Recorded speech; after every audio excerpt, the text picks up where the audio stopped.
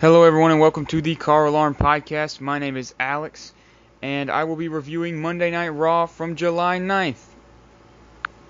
Now before I get into the good and bad of WWE's current product, I want to say that I'm still working out the format that I talked about in my last video, where I would walk around maybe my town, a couple of blocks, talk about what I thought about anything in particular to do with wrestling, or maybe something else later, I don't know, but still working out that idea, the scheduling with that, and everything else. So until I am comfortable with the idea, or maybe I'll just do it randomly, I don't know. I don't have a set in stone plan, so for now it'll be Raw and SmackDown reviews, some Extreme Rules predictions, and Extreme Rules review once that all finishes up. And maybe I'll continue with the Raw and SmackDown reviews next week. I don't know. I just finished watching Monday Night Raw maybe 10 minutes ago at about 1 a.m. I get to it a little bit late. And overall, before I get into the review, I will say not too impressive as usual. Or as of late, I guess, with recent WWE shows. The show starts off with Roman Reigns and Bobby Lashley continuing their, I just think, I don't know how to put it, I don't want to say misguided, but really uninteresting feud they have going. Bobby tells Roman to call him out backstage. Roman Reigns does it. They start to fight. There's a pull apart with the whole locker room, as usual. Just, it felt like fake excitement, I want to say, because the announcers, I mean, if you've been watching WWE enough, you know how the pull apart brawls go. Pretty much all of them play out the exact same way. Two wrestlers start fighting. The whole roster runs down the ring, trying to stop them. Or, excuse me, runs down the ramp to the ring, trying to stop the two behemoths fighting each other. Several men hold back each superstar, but they manage to bust out, run to the other, and they just continue fighting until they don't. And that is exactly what happened here. Roman Reigns did a top rope move over onto, I'd say, 10 or 15 other guys. There was one part of this that I really didn't like, because they were, for this outside of the ring suicide dive, I guess, or a plancha, I don't know what the move is called. The setup was every superstar from the roster out there pulling apart the two superstars was on Bobby Lashley, because for some reason Roman's team, I guess you could call them, decided to let him go once he entered the ring and completely focus on Bobby Lashley. Clearly, so that way they could all be knocked down and so Roman would have room to jump. But if you're pulling apart a fight, I don't see why you would take your eye off of one half of it.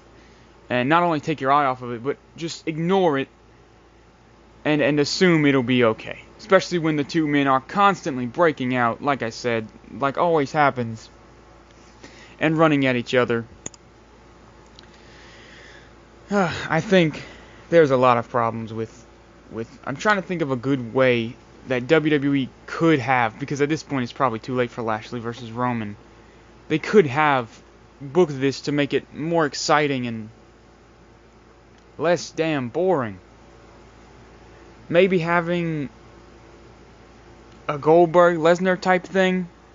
The feud where Goldberg just beat Lesnar in, like a few seconds, a few minutes. Maybe not quite that harsh, because Roman's the precious baby. But, you know, you could have a Monday Night Raw where Roman challenges Bobby, say a couple weeks ago. You could have had Roman challenge Bobby to just a match, you know, to test his level. Maybe it could have been a number one contenders match, sure, for the Extreme Rules. Universal Championship match that was supposedly supposed to take place. You could have Bobby somehow get the victory. I don't want to say by squashing Roman. Maybe you could have Roman just underestimate Bobby Roode, or this could be the explanation afterwards. Bobby Lashley. I said Bobby Roode. There's two Bobbys on Raw, and it can get a little confusing. Bobby Lashley can just beat Roman in, say, under 5 minutes with not necessarily a squash finish. So, I'm trying to think of a good way to explain this. Say, Bobby hits a couple of spears, or his stupid stalling vertical suplex, and quickly, immediately after the move lands, he goes for the cover, gets the 1, 2, 3. Roman maybe pops up, surprised that Bobby went for the cover, and got the victory, and now is going to face Lesnar for the Universal title at Extreme Rules. So, maybe you have a shock factor there with Bobby beating Roman so quickly. And then, of course, the Extreme Rules match would be canceled because Lesnar is not going to show up for that. So, you could just have Roman say, you're not the deserving number one contender anyway. I am. I beat him at, what was it, the Greatest Royal Rumble. Sorry, you have to excuse my tired voice if it's audible. It's 1 a.m. Make that 1:30 a.m. I get to Raw a little late. What was I saying? So, yeah. Roman can just re-challenge Bobby at Extreme Rules, and then they could have the dumb pull apart. I seemed like people in the arena were excited. I really couldn't tell. Maybe they were. Maybe WWE heightened the audio again. I don't know. I'm going to move on. I think I talked about this too long at this point. Next up, there is Mickie James versus Alexa Bliss versus Nia Jax and Natalya. Pretty nothing match. Nothing at all special in the ring. Just a generic, we don't know what to do with the women tag match. Nia Jax pins Mickie James with a leg drop, and then Alexa Bliss begins attacking her with a kendo stick, because I guess that's her signature weapon. But Nia ends up taking a few shots before catching the kendo stick, swinging it at Bliss as she successfully escapes. I don't really have anything else to say. Bliss versus Jax will probably be the same as it has been the last two times. Personally, I enjoyed their last match. I think it was, I don't remember what pay-per-view it was at, after WrestleMania. Their WrestleMania match was fine. I didn't mind it. I know a lot of people didn't like it, or thought it was just, I don't know. It's fine. The feud continuing is fine. Could there be better things? Sure. Are there? No. Am I used to it? Yes. Next up, there is Mojo Rawley versus No Way Jose. Finally, after weeks of Mojo Rawley refusing to fight No Way Jose, they finally do in an epic confrontation that lasts about 5 minutes. Mojo Rawley gets the clean win, and that's it. That's all. Mojo Rawley gets the clean win. Again, nothing special. Rawley, I don't think he has a good look, personally. In ring, he seems fine. He seems, he's got a few intense, I feel like he can be a really good intense wrestler as time goes on. Right now, he isn't. I definitely don't think he's bad. But at this point, I want to fast forward through a lot of Monday Night Raw. I don't, because I really want a lot of these matches and these segments to be good, especially with No Way Jose and people like that who I think are actually good and can have really good longer singles matches.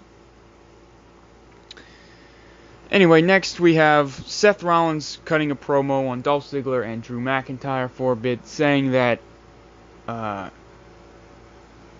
it makes him feel bad that he doesn't have the Intercontinental Championship still, for lack of anything better phrasing.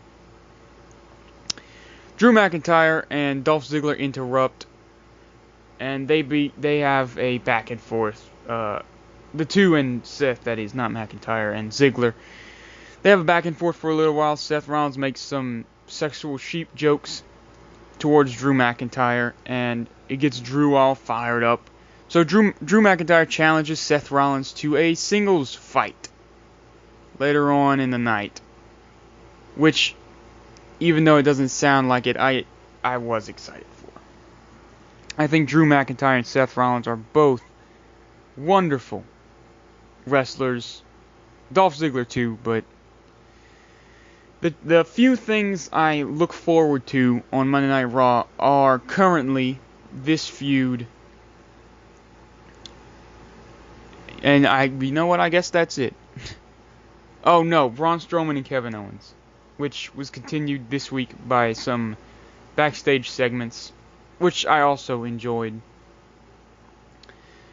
Kevin Owens entered Kurt Angle's office and said that his doctor has not cleared him to compete tonight, and he is going to hang out in the one place he knows he is safe from Braun Strowman, which is Kurt Angle's office. So he stays with him the rest of the show, every now and then commenting on wrestlers who would show up demanding this and that from Kurt Angle. So that's fun. Kevin Owens is always great when he's able to speak. Later on in the night, Braun Strowman shows up, and Kurt Angle makes a match. At Extreme Rules, it will be Kevin Owens versus Braun Strowman in a steel cage match, which I'm sure, at least hopefully, will be pretty fun. Steel cage matches usually aren't the best. I know there have been many good ones, but I feel like the way Angle phrased it was that he wants to keep the two having no chance from escaping each other, or more so Kevin Owens escaping Braun Strowman. But I don't really feel like that fits the steel cage. I know it's a cage, but the whole point of the match, or the whole objective of the match, is to escape, or to, I don't want to say run away from your opponent, but I mean, in this case, Kevin Owens has been training for it, if anything, so take that as what you will. Next, we have Bo Dallas versus Matt Hardy in a singles match. I think Bray Wyatt still not wrestling, just to be on the safe side. He was in a car accident maybe a couple weeks ago, I think. He was on the show. He was at ringside with Matt. I'm sure he'll be cleared if he's not already.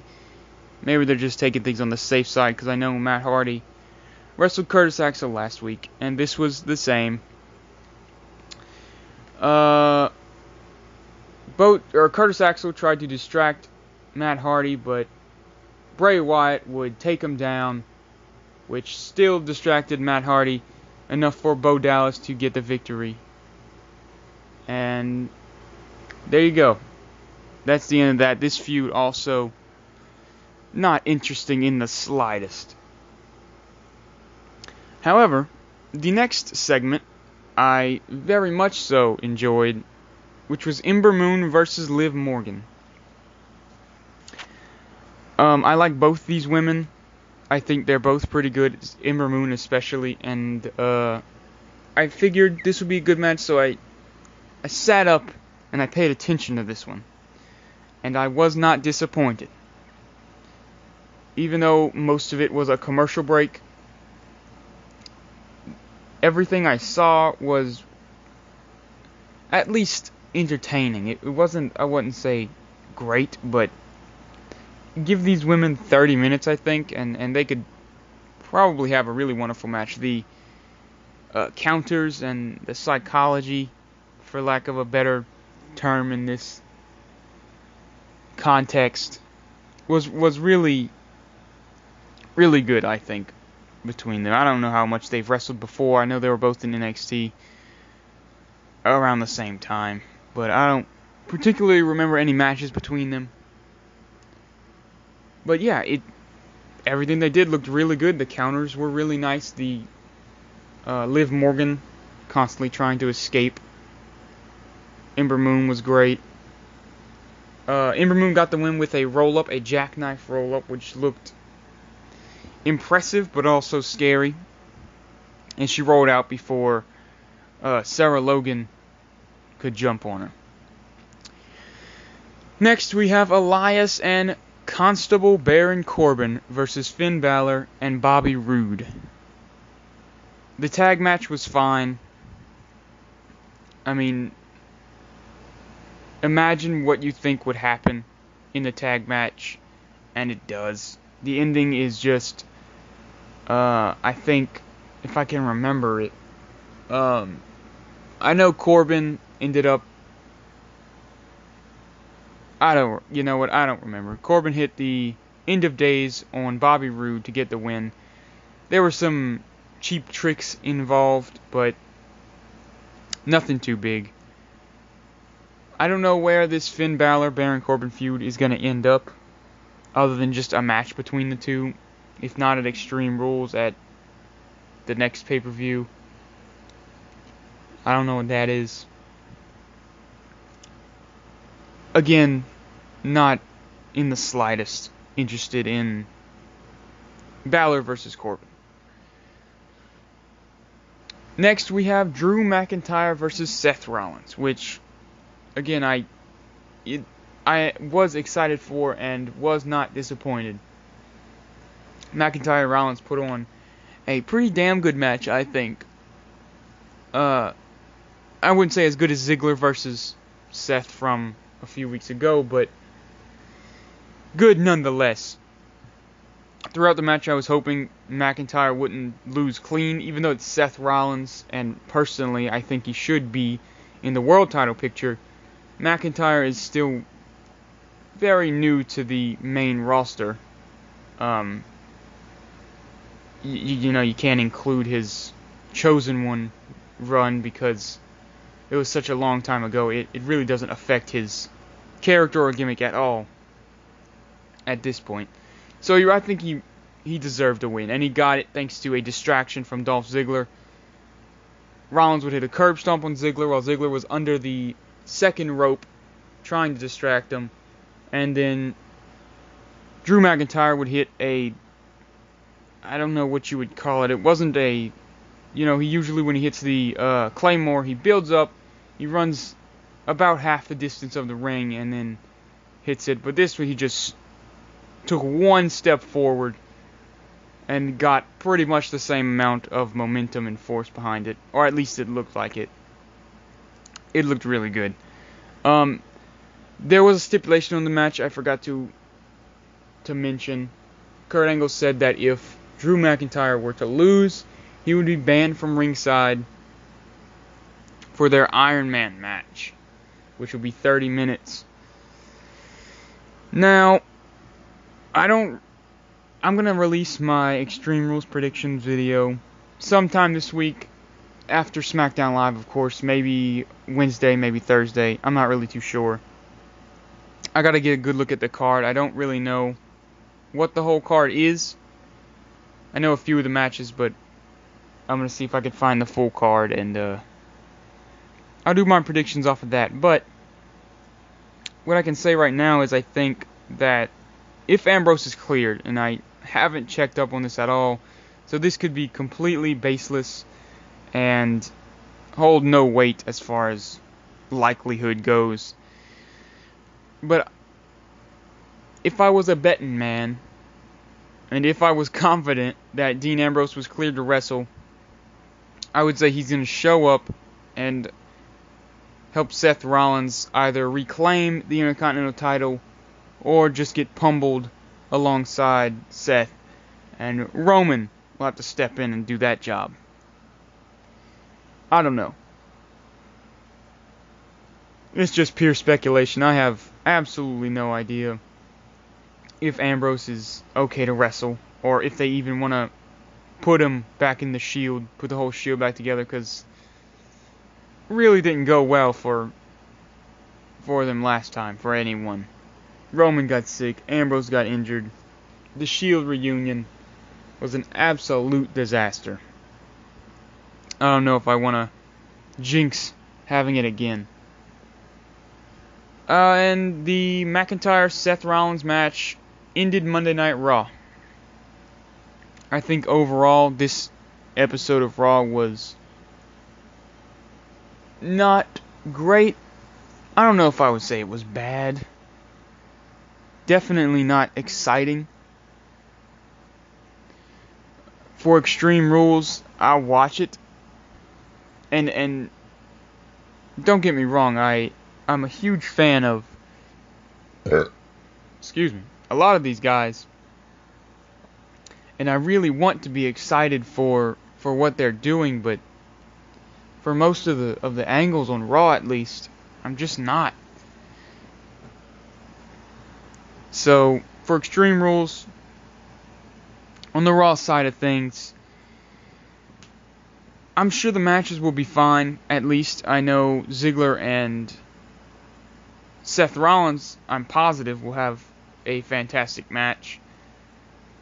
I'm sure Owens and Kevin will hopefully at least have a fun match, if it's not great.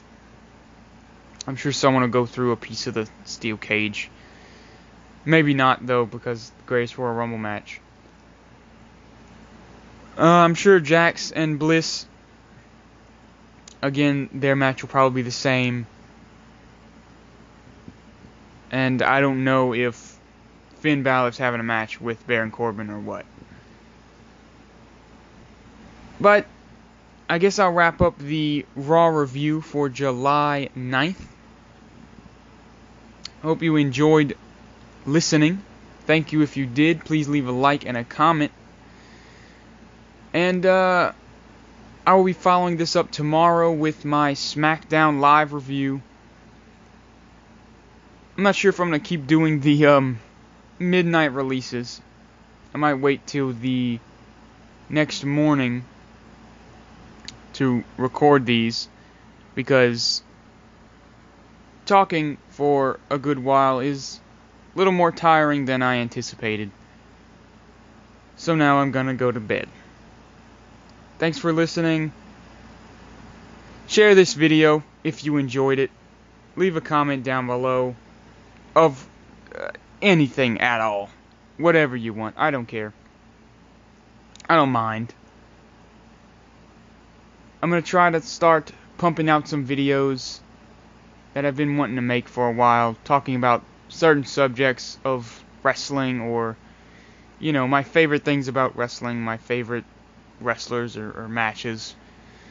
Do some fun stuff like that, because, to be honest, talking about Raw and SmackDown isn't the most interesting thing. I might be doing some NXT reviews. I might start that up. I just thought about that, and that sounds like a pretty fun idea. Well, anyway, this has been CarAlarm's Monday Night Raw review. Thank you for watching. Please subscribe.